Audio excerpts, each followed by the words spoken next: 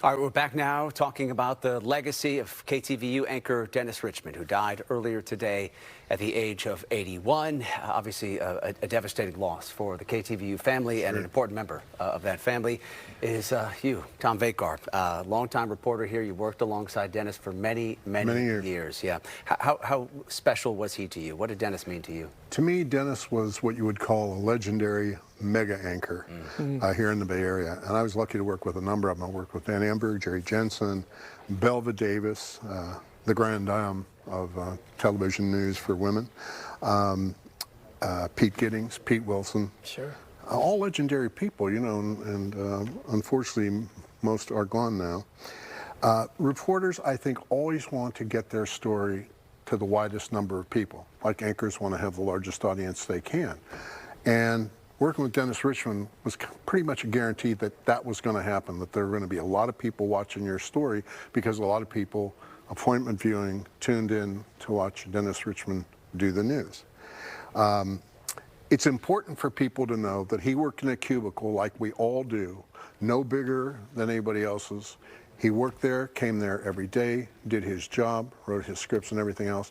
And he was one of those guys that could have demanded an estuary view office and gotten it without any question about it. But he didn't want to do that. He said, no, I'm one of the team and I want to do that. So I feel that more than anything else, he was kind of a straight down the center pitcher.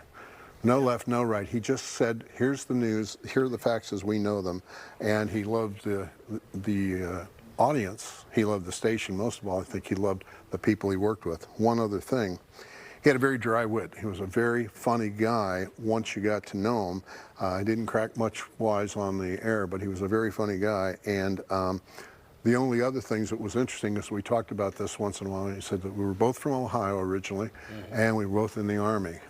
And that was kind of a long relationship I had with him, but it was a fascinating person to work with, and truly one of the mega anchors of the Bay Area and actually in the country. And Tom, you got an opportunity to spend a little time with him in the last month.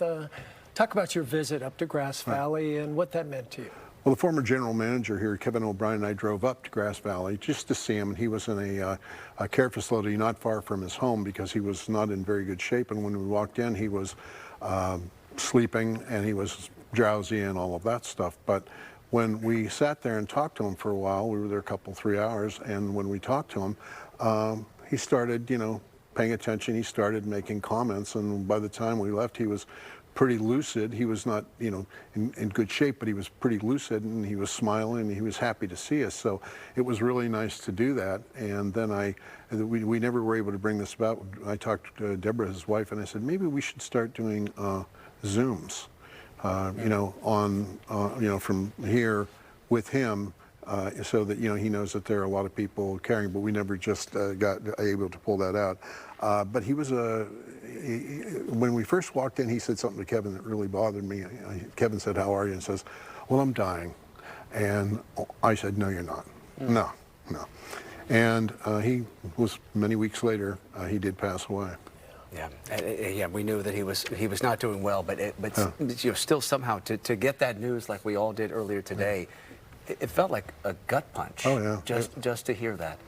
Yeah, it was like we knew it was coming, but it's one of those things where you don't really expect it to actually ever happen, but it did. Yeah, I mean, he was such a larger-than-life figure. You figure, boy, he's just going to keep going. One more note from Shakespeare. Please. And when he shall die, take him and cut him out into little stars, and he will make the face of heaven so fine that all the world will be in love with night and pay no worship to the sun. Dennis Richmond. There you go. Thanks, Tommy. Thank you, Appreciate it. Take care, bud. We'll be right back. Stay right there.